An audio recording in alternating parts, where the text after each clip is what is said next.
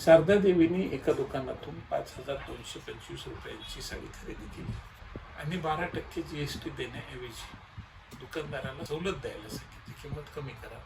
त्यांनी कमी केलेली किंमत आणि 12% GST मिळून ती साडी शारदा देवींना 5,225 रुपयालाच पडली. साडीची मूळ किंमत 5,225. समजा शारदा देवींचं ऐकून दुकानदारांनी त्यांना सवलतीची किंमत दिली X रुपये असं मानू. तर X म्हणजे आता साडीची किंमत अधिक 12%, त्या X वर 12% GST म्हणजे X + 12% ऑफ GX म्हणजे किती झाले 5,225. कारण आता साडीची किंमत काय आहे X, त्याच्यावर GST किती झाला Xच्या 12%.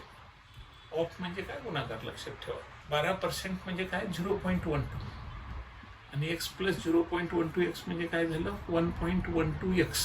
Left hand side, right hand side 5,225.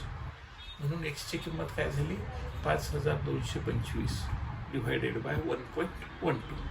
आता इथं भागाकार केलेला नाही, तो भागाकार कच्च्या पानावर समजा तुम्ही करून घेतला तर 5,225 डिवायडेड बाय 1.12 ही किंमत येते 4,665 पॉईंट समथिंग येते. ते सोडून द्या, कारण आता रुपयामध्येच विचार केला जातो म्हणून जवळची संख्या 4,665 आहे.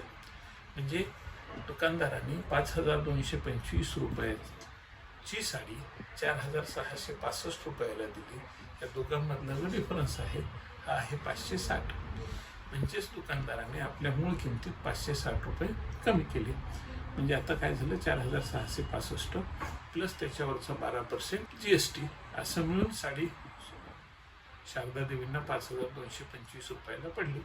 मी आपल्याला प्रश्न जो विचारलेला आहे की दुकानदाराने आपल्या मूळ किमतीत 560 रुपये कमी केले.